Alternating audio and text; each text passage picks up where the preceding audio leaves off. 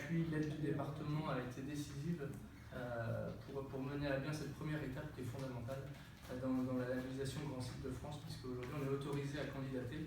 Le ministère de l'Environnement nous l'a confirmé officiellement. Et donc ça c'est une excellente nouvelle. Donc merci parce qu'il y a une mobilisation de tous les acteurs. Je pense évidemment en tout premier lieu au président du conseil départemental, à Cécile aussi qui a joué un rôle important, aux deux communes et aussi à l'État qui a joué un rôle important, notamment l'inspecteur des sites Gilles de Beaulieu, qui a été aussi convaincu par ce projet de labellisation. Et donc, passionné et passionnant. Passionné et passionnant. Exactement, parce que ça part cette démarche part d'une conviction d'origine, c'est de se dire on habite un lieu qui est très riche, qui est exceptionnel à plus d'un titre, mais il faut le matérialiser. Et la façon de matérialiser ce territoire exceptionnel et d'exception, c'était donc la labellisation Grand Site de France. Donc aujourd'hui, c'est une étape qui est franchie pour justement mettre en valeur un site qui est atypique, qui est à la fois magnifiquement naturel, pour reprendre le dossier de candidature, et aussi incroyablement artificiel. C'est cette harmonie entre l'environnement d'un côté, qui attire toutes les curiosités géologiques.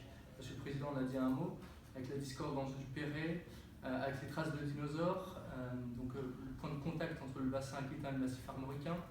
C'est aussi un point de convergence paysager, une curiosité paysagère, avec une petite Vendée à elle toute seule, avec le littoral, les dunes, la forêt de Napoléon III qui est présente, avec les marais, les hectares de marais, avec la plaine aussi et le bocage. Donc c'est une petite Vendée qui est présente dans ces 2800 hectares. Et aussi la curiosité historique, c'est que ce site ne se comprend, et cet estuaire, que par rapport à l'aménagement de l'homme. Et c'est, je pense, aux marais façonnés par les moines au XIIe siècle, à Richard Cœur de Lion, qui a aussi une empreinte très forte sur le site, qui a demandé la création de l'abbaye du Lieu-Dieu à Jars-sur-Mer et du château de Talmont aussi, où il a joué un rôle éminent pour la fortification du château de Talmont. Donc on a un site qui est riche à plus d'un titre et qui se comprend en fait, qui s'apprend dans une globalité géologique, paysagère et historique, et l'un ne va pas sans l'autre. Si on enlève le sous-sol, on ne comprend plus le paysage, et si on enlève le paysage, on ne comprend pas l'histoire qui s'est passée. Et donc c'est aussi toute cette démarche, parce que c'est à la fois une démarche donc, de cohérence pour une compréhension globale du site, et une démarche de reconnaissance aussi par rapport à un site qui est merveilleux, où on s'évade, on a l'impression d'être à des milliers de kilomètres, à quelques minutes de chez nous. Et aussi une invitation, et c'est très important, à mieux faire parce que au fil des années, on voit peut-être que le site se dégrade. Il est sous pression touristique, on le sait avec beaucoup d'hôtellerie de plein air et beaucoup de touristes. Donc on a cette volonté de continuer à aménager dans un territoire où l'environnement a toute sa place, mais où aussi l'homme évidemment a toute sa place.